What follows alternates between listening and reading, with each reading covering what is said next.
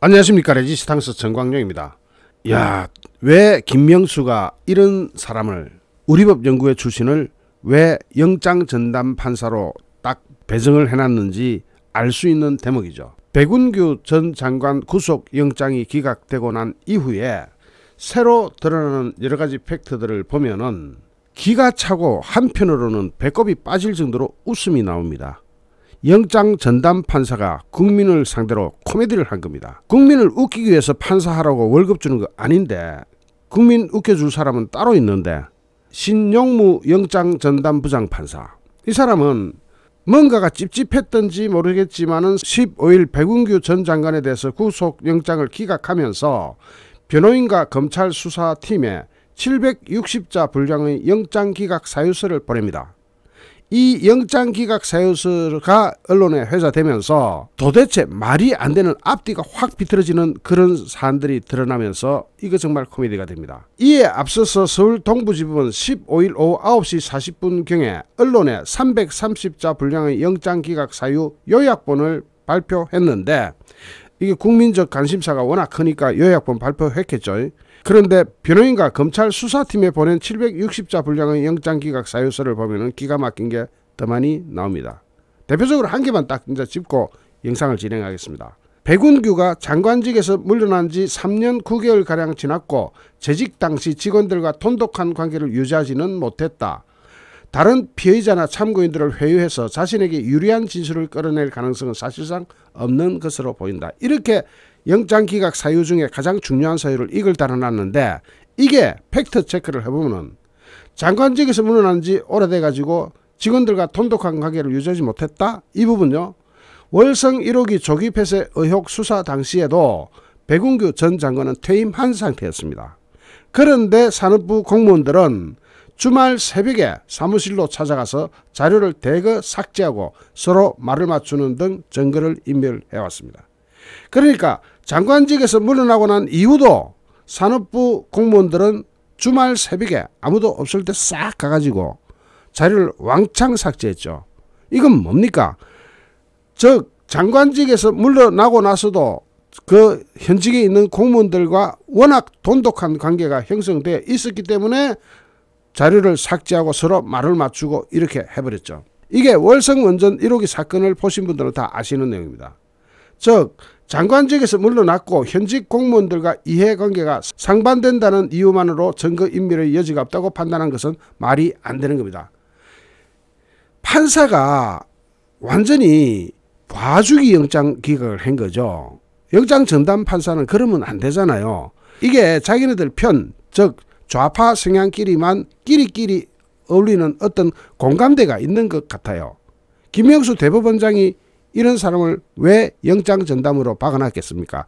영장 단계에서 일단 끊어내라, 이거 아니겠습니까? 영장 단계에서 일단 끊어내면 검찰은 기가 죽을 테니까 이거겠죠. 여지껏 그래 왔고 일단 영장이 기각되면은 수사가 상당 부분 동력을 잃지 않습니까?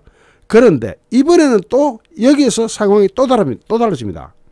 중앙일보 보도에 의하면은 검찰은 백운규 전 장관 구속영장 재청구에 무게를 두고 있고, 그래서 수사를 더 나갈 예정이다.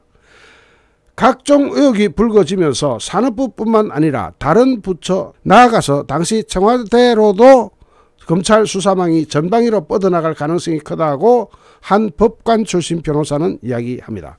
자, 여기서 보면은 검찰은 오히려 기가 더 살아버린 이런 식으로 영장을 기각하니까 검찰로 볼 때는 아싸, 이거 보니까 완전히 한 테두리 안에 있다.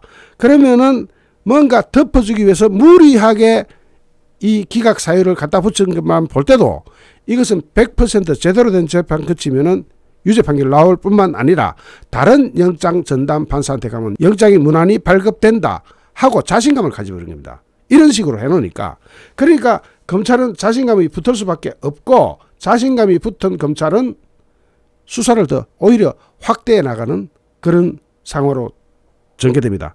그러니까 영장전담부장 판사가 아무리 우리법 연구회 출신이라고 해도 그런 식으로 무리하게 꽤 맞춰버리면은 오히려 이쪽에서는 저거 보니까 저 완전 말이 안 되는 이야기를 해놨는데 자신감이 생겨버리는 거죠. 누구라도 마찬가지 아니겠습니까? 법원이 15일 날 백운규 전 산업통상부 장관에 대해서 구속영장을 기각하면서 기각 사유를 이렇게 이상하게 밝혀 놓으니까 법원은 상당한 양의 객관적 증거가 확보되어 있기 때문에 진술만으로 유무죄를 가려야 하는 상황은 아니다. 이런 말을 또 써놨습니다. 뭐냐? 객관적 증거가 확보되어 있다면 진술만으로 유무죄 판결을 하는 것이 아니라 이미 유죄다 하는 심정을 여기 적어놨어요. 우리법 연구회 출신이 이렇게 멍청하게 일을 합니까? 어쨌든 백운규 전 장관은 문재인 정부 초인 2017년에서 2018년 산업부 산하 13개 기관장의 사직을 압박한 산업부 블랙리스트 의혹으로 구속영장이 청구됐지만 이런 희한한 판사가 기각을 시켰습니다. 기각 사유에서 또 웃기는 게 있는데 피의자는 혐의 사실을 부인하고 있는 바 범죄 혐의에 대한 대체적 소명은 이루어진 것으로 보이나 일부 혐의에 대해서는 다툼의 여지가 있을 수 있다. 자, 여기서 중요한 것은 대체적으로 소명이 다 이루어졌다는 걸 법원이 인정한 겁니다. 이 우리법 연구회 출신 판사도 인정을 하는 거예요.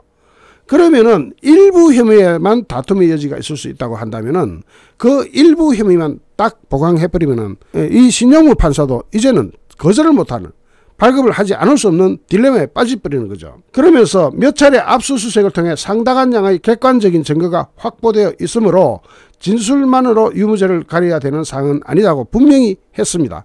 그러면 진술 필요 없다는 이야기예요. 이미 증거 다 있다는 이야기예요. 진술보다 더 중요한 포인트는 증거죠.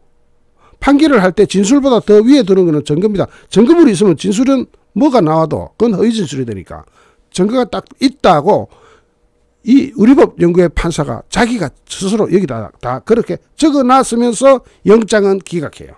그러니까 검찰은 힘을 받죠. 그러면서 검찰에서 백운규 장관을 1회 소환 신문하고 4일 만에 구속영장이 청구되는 등 추가 수사가 불가피한 상황으로 보인다 하면서 백운규 장관이 구속된다면 본건 혐의로 기소돼 재판받으면서 동시에 수사를 받고 대전지법의 월성 원전 1호기 조기 폐쇄 의혹 형사재판에도 출석해야 되기 때문에 방어권 행사에 심대한 지장을 줄 수 있다고 이야기하는데 이것 보십시오. 월성 1호기 조기 폐쇄 의혹 이것도 재판이 진행되고 있습니다. 그러면 그 재판도 성실하게 되려면 이 사람이 양쪽 다 증거인멸을 못하도록 일단은 구속시켜놔야 되는 겁니다. 그래야 증거인멸을 다 못하죠. 그렇기 때문에 여기서 방어권 행사에 심대한 영향을 준다는 것은 복수의 사건이 있을 때 오히려 말이 안 되는, 판사 지가 말이 꼬여버리는 상황이 되는 거죠. 이제 이렇게 되면서 검찰은 일단 대통령 인사비서관실 행정관을 지낸 민주당 박상혁 의원 등 청와대 윗선에 대한 수사로 나아갈 것으로 보입니다. 왜냐? 이렇게 힘을 받아버렸단 말이죠. 2017년 청와대 인사수석실 산하 인사비서관실 행정관이었던 박상혁 의원이 산업부 김모 운영지원과장한테 산업부 산하 공공기관장 중 사퇴 대상자에 대한 자료를 건넸다는 게 검찰의 시각이고 여기에 증거가 털컥 발견돼 버렸어요. 이메일이 발견된 겁니다. 그러니까 박상혁 의원의 이메일이 아니라 그 상대의 이메일에서 발견되기 때문에 박상혁이 발을 빼고 싶어도 못 빼요. 그러면은 여기에 대해서 이제 박상혁 의원은 국회의원이기 때문에 방탄조끼를 일단 입었잖아요. 여기에 대해서 법원은 박상혁 의원의 영장에 대해서 체포동의안을 국회가 의결해 줄 것을 요청해야 돼요. 그러면 법원이 이걸 요청하면 국회에서는 당연히 부결되겠죠. 저어서 이미 과반수 이상 다 가지고 있으니까 의석수에서 분리하니까 그렇게 되면 오히려 그 직격탄이 어디로 가느냐, 여론이 나빠지면서 이재명한테 여론이 날아갑니다.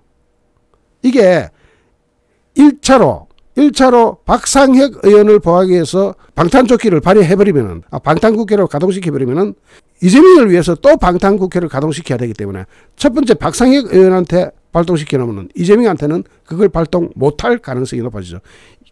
민주당도 자기네들도 살아야 될 거 아닙니까? 여론이 극도로 나빠질 거거든요. 야, 박상혁도 그러더니 이재명도 그러냐. 박상혁은 증거가 확실한 게 나왔는데도 그러더니 이재명도 그러냐. 이렇게 되면 이재명이 완전히 만신창이가 돼버리는 결과를 초래할 겁니다. 아주 재밌는 상황으로 가는 거예요. 그러니까 이 우리법 연구회 출신 신용무 판사가 뭔가 잘못 판단했어요. 완전히 자기네 진영에 폭탄을 떨어뜨리는 그런 판단을 한 거예요. 법조계에서는 이미 이런 구속영장 기각 사유를 두고 기각을 위한 기각 사유다라는 지적이 나오고 있습니다. 부장검사 출신의 한 변호사는 월성 1호기 조기 폐쇄 의혹 수사 당시에도 백운규 전 장관은 퇴임했던 상태였고, 퇴임했던 장관을 위해서 산업부 공무원들은 주말 새벽에 사무실로 찾아가 자료를 대거 삭제하고 말을 맞추는 등 증거 인멸 행위를 했는데, 장관에서 물러난 지 시간이 지났고 재직 당시 직원들과 돈독한 관계를 유지하지 못했다고 한 신용무 영장 담당 판사. 야, 이런 식으로 해버리면은 판사 자신이 이 판결을 하면서, 이런 이유를 대면서 판결을 하면서 그걸 영장기각 사유에 덜컥 적어놨으니 이거 어떻게 빠져나갑니까? 기가 막힌 상황이죠.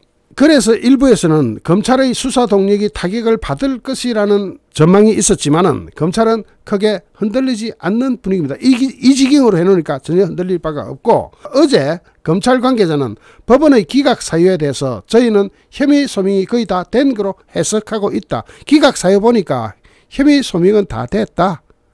그러면서 증거가 확보되어 있어서 증거 인멸의 염려가 없다는 이유로 영장이 기각된 것이다. 증거 인멸의 염려가 없다. 증거 인멸을 이미 했는데, 그러니까 검찰은 법원이 사실상 백운규 전 장관의 혐의에 대해서 소명을 전부 다 받아들였고 나아가서 혐의 입증까지 됐다고 보는 입장이다 하면서, 일부 혐의를 두고 다툼이 있다는 부분에 대해서는 여지가 있다는 것이지 단정적으로 판단한 것은 아니다 라고 해석했습니다. 거기다가 법원이 추가 수사를 언급한 것은 이런 의혹과 관련해서 백운규 전 장관보다 위선이 있을 수 있다는 여지를 읽을 수 있는 부분이라고 한 고검장 출신 변호사가 또 이야기합니다. 추가 수사 필요성을 법원도 어느 정도 인정한 것으로 해석이 가능한 만큼 추가 수사해가지고 구속영장 재청구를 할 수 있다. 그래서 검찰은 백운규 전 장관에 대해서 구속영장 재청구에 무게를 두고 보완 수사를 진행할 예정입니다. 자, 오늘 기가 막힌 상황이 드러났는데, 일단 제가 그저께 올려드린 속보 영상, 여기에도 많은 자료들이 들어있기 때문에 이 영상 뒤에 붙이겠습니다. 같이 한번 들어봐 주시기 바랍니다. 감사합니다. 안녕하십니까. 레지스탕스 정광용입니다. 속보 전합니다. 백운규 전 장관 영장이 기각됐습니다. 그런데 기각이 됐는데 검찰은 오히려 수사 동력이 확보되었다, 청와대 위선으로 올라간다. 그러면 도대체 어떻게 됐길래 영장은 기각됐는데 검찰은 수사 동력을 확보했다는 분석이 나올까요? 그러면서 이제 박상혁 의원한테로 간다 하는 분석도 또 나오고 있습니다. 즉 영장은 기각했지만 유죄는 인정된다는 식으로 나왔어요. 그러니까 이 영장 기각은 사실상 도주 우려가 없다는 것 때문에 영장은 기각하지만은 범죄 혐의는 대체로 인정하는 취지입니다. 그러니까 이상한 영장 기각이죠. 그러면은 지금까지 우리가 흔히 봐오던 그런 거하고는 상황이 좀 다릅니다. 백운규 전 장관은 불구속 상태에서 재판을 받을 가능성이 높아졌고, 지금 백운규 전 장관이 불구속 된다고 해서 검찰의 수사 칼날이 멈추느냐, 그건 또 아니라는 분석이 나오죠. 산하 기관장들을 압박해서 사표를 받아냈다는 혐의를 받는 백운규 전 산업통상부 장관의 구속영장이 정식으로 기각됐습니다. 그러면서도 다만 범죄 혐의는 대체로 인정하는 취지여서 검찰은 문재인 정부 청와대로 수사를 확대할 것으로 보입니다. 신용무 서울 동부지검 영장전담 부장판사는 방금, 그러니까 밤 9시 40분께 범죄 혐의에 대한 대체적인 소명은 이루어진 것으로 보이나 일부 혐의는 다툼의 여지가 있다. 그러면서도 도망 염려가 없고 상당한 양의 증거가 확보되는 등 증거 확보할 것 다 했기 때문에 증거 인멸의 우려는 없다 이겁니다. 증거가 이미 다 확보되었다. 그래서 증거 인멸의 우려는 없다 하면서 구속영장 청구를 기각했습니다. 신용무 부장판사는 피의자가 백운규가 다른 피해자나 참고인들을 회유를 해가지고 자신에게 유리한 진술을 하게 할 가능성이 사실상 없다. 이렇게 되면 증거는 다 확보됐다는 얘기겠죠. 그러면서 신용무 부장판사는 추가 수사가 불가피한 상황에서 구속된다면 이렇게 합니다. 추가 수사가 불가피하다. 수사는 계속 해라는 의미죠. 추가 수사가 불가피한 상황에서 구속된다면 방어권 행사에 심대한 영향을 미칠 것으로 보인다. 그러면 대한민국 범죄인들 아무도 구속 안 해야 돼요. 이 진짜 이상한 판사한테 걸렸는데, 그러면은 도주의 우려가 없고 증거가 다 있으면 구속 안 하는 겁니까? 그러면 지금까지 구속됐던 모든 사람들 다 풀어줘야 되는 거예요. 참 판사도 좀 이상한 사람 만났는데 어쨌든 계속하겠습니다. 오늘 오전 10시 30분부터 3시간가량 구속 전 피해자 신문, 즉 영장실질심사를 받은 뒤 서울 동부구치소에서 대기하던 백운규 전 장관은 곧바로 풀려났습니다. 백운규 전 장관은 영장심사를 앞두고 취재진에게 장관 재임 시 법이 정한 규정에 따라 일을 진행했다면서 혐의를 부인했는데 판사는 범죄 혐의를 대체로 인정하는 취지로 판결문을 썼습니다. 그런데 범죄 혐의는 있다는 게 이제는 백운규가 뭐 있다 없다 그런 이야기 할 거 없어요. 판사가 그렇게 판단을 했기 때문에. 자, 참 희한하죠. 그런 구속이 100% 돼야 되는데 안 됐습니다. 어쨌든 간에 그래도 물러설 필요는 없는 거예요. 앞서 검찰은 백운규 전 장관이 2017년에서 18년 임기가 남은 산업부 산하 13개 기관장의 사표를 요구한 혐의 등 이게 직권남용 권리행사 방해를 적용해서 사전 구속영장을 청구했습니다. 법원이 구속영장은 기각하면서도 범죄 혐의가 있다고 보는 한편 추가 수사 필요성까지 열어줬다는 점에서 문재인 정부를 향한, 즉 문재인 정부 청와대를 향한 검찰 수사는 곧바로 박상혁 민주당 의원 조사로 이어질 것으로 보입니다.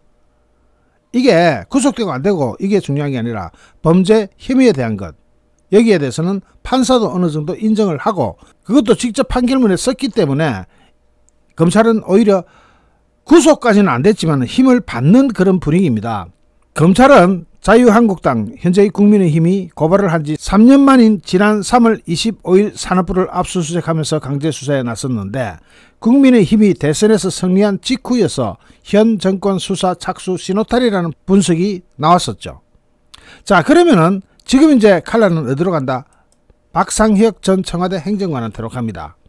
이른바 산업부 블랙리스트 의혹을 조사하고 있는 검찰이 민주당 박상혁 의원을 수사 선상에 올렸다는 소식이 어제 저희 레지스탕스 영상 보셨죠? 그러자 박상혁 의원은 오늘 입장문을 내고 검찰 수사를 강하게 비판했습니다. 그러나 검찰은 여기서 진짜 큰 게 있어요. 몇 달 전 산업부 압수수색에서 박상혁 의원이 이번 일에 연루됐다는 정황이 담긴 이메일을 확보했었습니다. 이메일을 확보한 것이 SBS에 의해서 확인됐습니다. 그래 되면 어떻게 됩니까? 박상혁 의원이 나는 아니다 한 게 이게 증거가 드러나 버렸어요. 그럼 박상혁 의원은 꼼짝없이 걸렸습니다. 이메일이 걸렸으니까. 산업부 관계자들이 관계부처 인사들과 주고받은 이메일에서 당시 청와대 인사수석실 행정관이었던 박상혁 민주당 의원이 이번 사건에 연루된 정황이 나왔기 때문입니다. 그러니까 박상혁 이메일을 뒤진 게 아니라 산업부 직원들 이메일을 뒤졌는데 박상혁이가 보낸 게 그 고스란히 다 있어가지고 그걸 싹 확보를 해놓은 겁니다. 그 박상혁이 어떻게 빠져나가요? 박 의원이 지난 2017년과 2018년 사이에 산업부 관계자들을 통해서 박근혜 정부가 임명했던 산하 기관장들의 사직을 종용했다는 의혹을 뒷받침할 만한 내용을 검찰이 확보한 것으로 보입니다. 산업부 전 현직 관계자들에 대한 조사도 관련 이메일 내용을 토대로 기관장들의 사직 과정에 청와대 개입이 있었는지 추궁한 것으로 전해지고 있습니다. 검찰이 이렇게 터뜨릴 정도 되면 이미 자료 및 증언은 다 확보했다는 얘기가 되는데 검찰은 오늘 백운규 전 장관에 대한 영장실질심사 결과에 따라서 박상혁 의원의 소환 시기를 결정할 예정이었는데 지금 영장이 기각됐죠. 그러면 더 빨리 불러 부를 수가 있습니다. 거기에 대해서 박상혁 의원은 검찰이 지난 6일과 7일에 자신에게 참고인 조사를 요청했었다면서 필요하다면 협조하겠다는 의사를 밝혔고 일정 협의가 진행되고 있었는데 언론에 흘렸다. 이것이 괘씸하다. 이렇게 나오고 있는데 그게 중요한 게 아니죠. 언론에 흘리고 안 흘리고 떠나가지고 이메일이 있다면 이거는 꼼짝없이 못 빠져나갑니다. 이 정도 돼버리면. 지금 이 상황은 여기서 끝나는 게 아니라 검찰이 청와대 몸통으로 올라가려고 하는 상황에서 줄줄이 드러난 격가지들 그리고 한명수 측근까지 이번에 꼬였는데 지금 이 백운규는 박상혁 청와대 행정관하고 이게 지금 걸려있죠. 박상혁 의원이 제대로 걸려버리면 백운규 장관한테 다시 또 재차 영장 청구도 할 수 있고 또 박상혁 의원이 구속이 되게 되면은 물론 민주당은 방탄국회를 열겠지만은 만에 하나 구속이 된다고 하면은 그 다음은 조현옥 인사수석한테 올라갈 텐데 지금 조현옥 인사수석도 자기가 했다고 보기 힘들어요. 여러분, 산업부 산하에 그렇게 많은 사람들을 날리면서 일개 청와대 행정관이 이 일을 다 했다고 보십니까? 말이 안 되죠. 그 위에 조현옥 인사수석 위에 림종석 있고 문재인 있고 정숙이 있고 정숙이 숙민이고 2년 후배고 뭐 이런 상황까지 다 걸쳐 있는 것을 참고한다면 이 수사는 지금부터 오히려 시작이다. 특히 검찰의 자존심이 살짝 긁혔기 때문에 더 강하게 나갈 우려가 있다라고 저는 판단합니다. 일단 제가 얼마 전에 올린 검찰 청와대 몸통으로 이 영상을 이 뒤에 붙이겠습니다. 그걸 더 보시면은 좀 더 확실하게 이 사건의 전모를 아실 수 있을 겁니다. 감사합니다. 안녕하십니까. 레지스탕스 정광용입니다. 검찰의 수사가 드디어 청와대 몸통을 향해서 다가가고 있는 것이 드러나고 있네요. 그 과정에서 줄줄이 드러나는 곁가지들. 여기 한명숙 총리의 측근이 왜 등장합니까? 그러니까 이것이 전반적으로 보면은 인사수석실에서 한 일이 문재인이든 정숙이든 그쪽 계열에 있는 집안 식구들 먹여 살리기를 국가기구를 이용해서 했다는 겁니다. 그러니까 공공기관장들은 자기네들의 밥이었다는 거죠. 밥그릇이었고 그 밥그릇을 서로 나눠 가지기 위해서 할 수 있는 불법은 다 저질렀습니다. 가능한 불법은 다 저질러 버렸는데 이번에 한명숙 측근한테 했던 수법은 우리가 차마 조국처럼 그렇게 하겠느냐 했는데 조국처럼 그렇게 해버렸네요. 일단 조국하고 방법이 똑같아 이건 아니고 시험지를 미리 주고 답지를 미리 주는 그런 형태로 이 일을 처리했으니 이걸 어떡합니까? 환경부 블랙리스트 사건을 수사 중인 서울 동부지검이 백운규 전 산업통상부 장관이 지난 2018년 한명숙 전 총리 측근으로 알려진 황창화 씨를 한국지역난방공사 사장으로 임명하기 위해서 사장 공모 때 이뤄지는 면접의 예상 질의서와 답변서 등을 황 씨에게 미리 건네준 혐의를 포착해서 수사 중인 것으로 알려지고 있습니다. 자, 지금 이게 황창하 씨가 변호사였어요. 그런데 지역 난방에 대해서 뭘 알아요? 그런데 한국지역난방공사 사장으로 보내긴 보내야 되겠다 이 말이죠. 왜냐? 한명숙 측근이니까. 그래서 질의서와 답변서를 미리 다 줘버린 겁니다. 이렇게 답변하면 100점 나오니까. 야, 이런 시험 있으면 나도 가면 뭐든지 다 하겠네. 뭐 이런 데가 다 있습니까? 이게 대한민국입니까? 조국 한 사람 욕할 일이 아니었습니다. 황창화 씨는 미리 건네준 답변서 가지고 아주 제대로 답변을 했고 2018년 10월 산업부의 사퇴 종용으로 사표를 낸 김경원 전 한국지역난방공사 사장 후임으로 날아가서 임명됩니다. 뭐까지 그 문제 답변 다 들고 시험 쳤으니까 당연히 그렇게 되겠죠. 검찰은 또 문재인 청와대의 인사비서관실 행정관, 인사수석실 행정관으로 근무했던 민주당 박상혁 의원이 당시 산업부 산하 공기업 사장들이 사퇴 종용에 개입했다는 자료도 확보해가지고 박 의원을 현재 수사선상에 올려놓은 것으로 전해지고 있습니다. 이게 어제 SBS 특종이었는데 지금 전 언론에서 다 나오고 있거든요. 그러니까 지금 여기서 다른 기자들, 특히 조선일보 기자도 여기도 전화를 했는 모양인데 전화를 계속 안 받아요. 뭔가 뜨끔해진 거죠. 자, 검찰은 당시 사퇴 압박이 청와대 일개 행정관 수준에서 이루어졌다고 보기 힘들다고 보고 청와대 윗선으로 수사를 확대해 나갈 것으로 알려지고 있습니다. 당연히 일개 행정관이 그걸 처리하겠습니까? 이 계보들을 보면 여러분도 짐작이 딱 되실 거예요. 청와대 계보도는 그런 거 아닙니까? 대통령이 있고 그 밑에는 림종숙 동무가 2인자입니다. 림종숙 동무와 문재인 사이에는 더 이상 걸칠 거는 없어요. 그 밑에가 3인자가 조국이로 이제 당시 민정수석으로 들어가 있었는데 조국은 인사할 때 인사 자료를 뒤져요. 그게 직책이에요.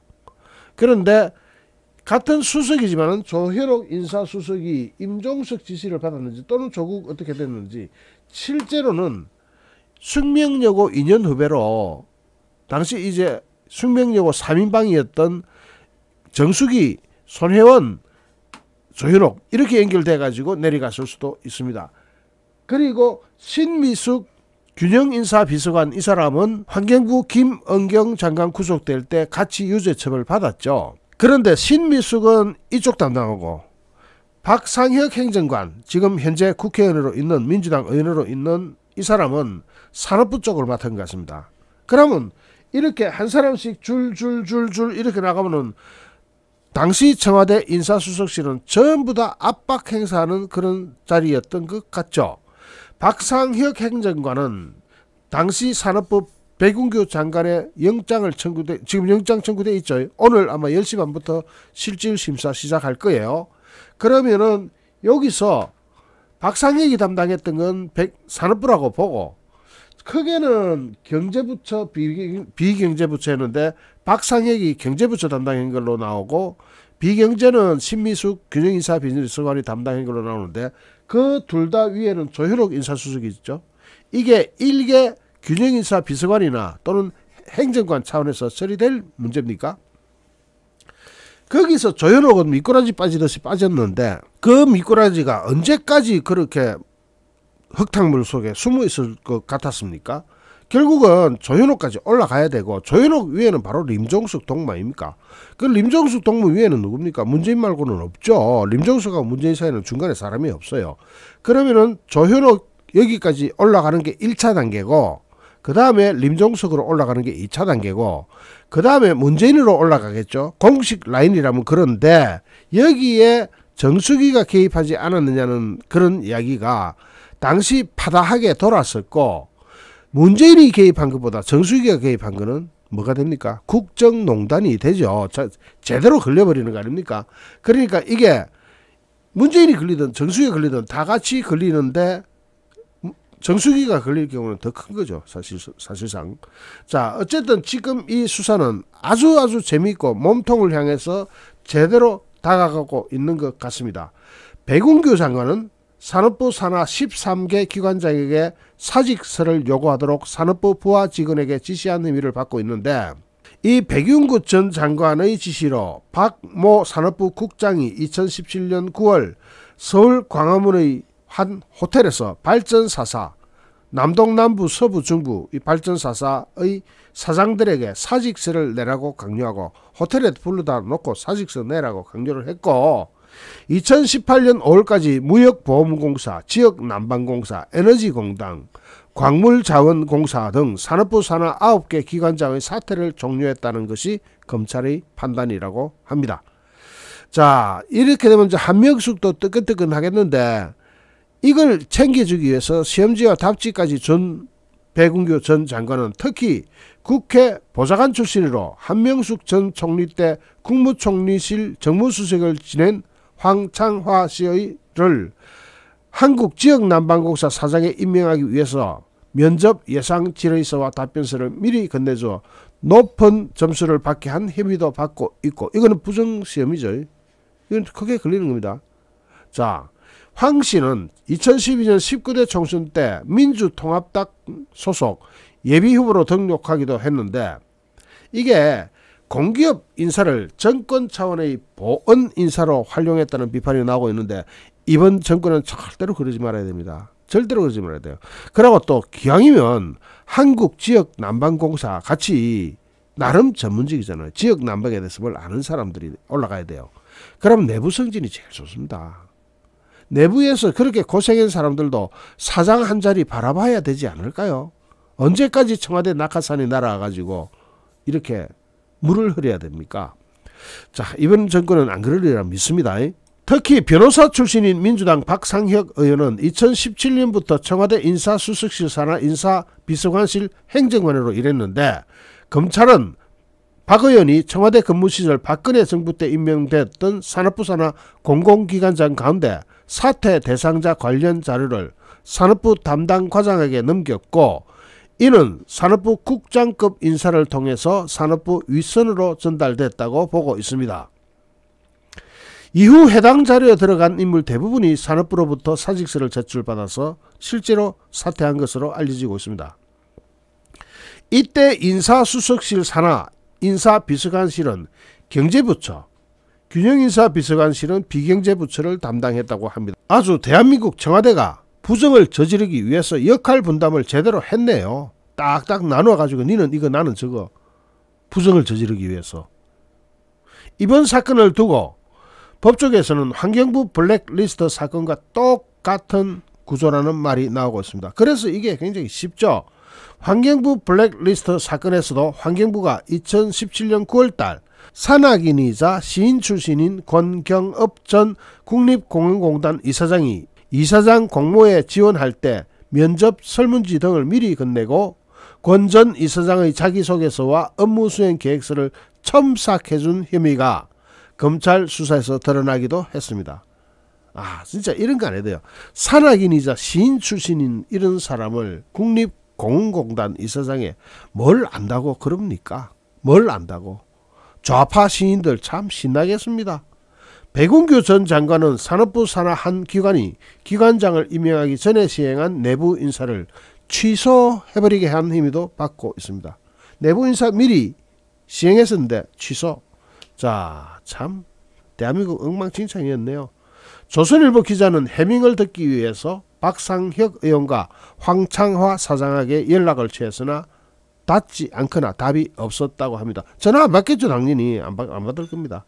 한편 백운규 전 산업통상자원부 장관에 대한 영장실질심사는 오늘 오전 10시 반 서울 동부지법 신용무 영장전담 부장판사의 심리로 열릴 예정입니다.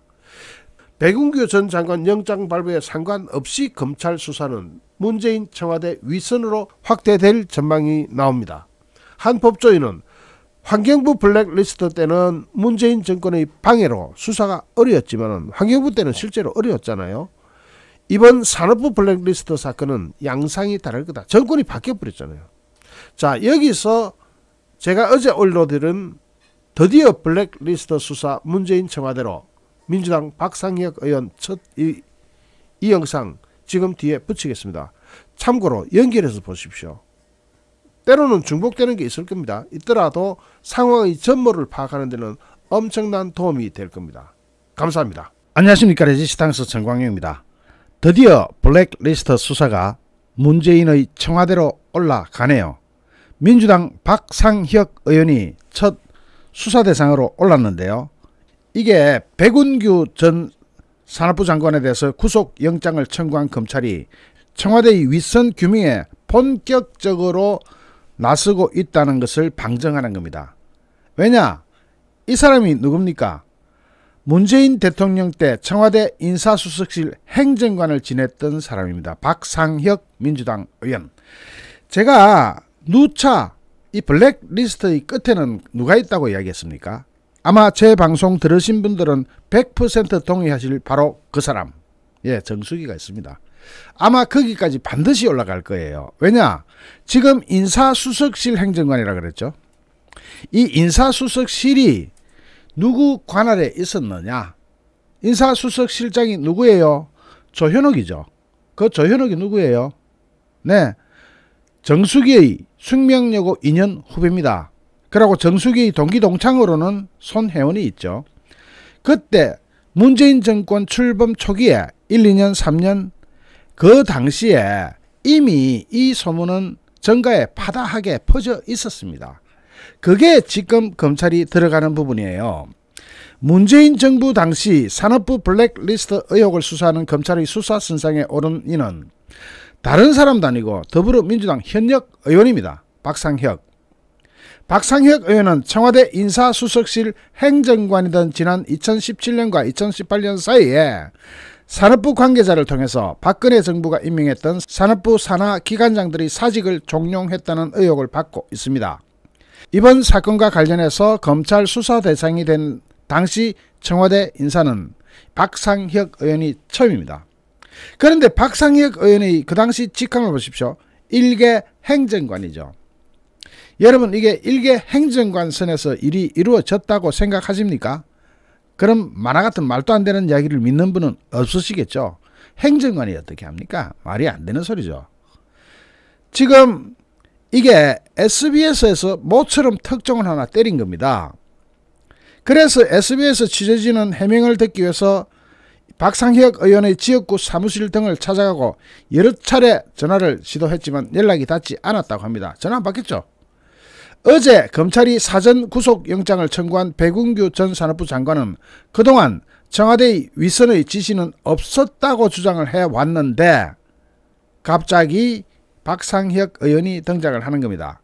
지금 이 사건을 두고 민주당은 이미 이번 수사를 정치 보복으로 규정하고 온몸을 던져서 막겠다 이렇게 밝힌 바가 있어서 앞으로 수사 결과에 따라서 정치권에 미칠 파장은 더 커질 수도 있습니다.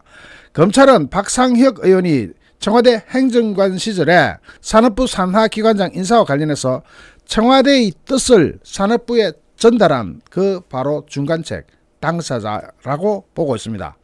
박상혁 의원과 연락을 주고받은 걸로 검찰이 주목하고 있는 인물은 산업부 쪽에도 한 사람 있어야 되겠죠. 연락책으로. 당시 산업부에서 운영 지원 업무를 맡고 있었던 모 씨였습니다. 이 박상혁 의원과 이 모 씨, 이제 A씨라고 할게요. A씨를 거친 청와대 의중은 산업부 산하기관장들의 사직을 직접 종용한 인물로 알려진 B 국장한테로 전달된 것으로 검찰은 내다보고 있습니다. 그러니까 A씨는 연락책, B 국장이 산하기관장들을 쪼아댄 거죠. 나가라 나가라. 또 박상혁 의원이 A씨뿐만 아니라 다른 산업부 핵심 관계자들과도 광범위하게 접촉한 것으로 보고 있습니다. 특히 검찰은 백운규 장관 시절 박근혜 정부 때 취임한 기관장들이 물러나고 당시 여권의 유력 인사의 측근이 산업부 산하기관장에 취임한 점에 주목하고 있습니다.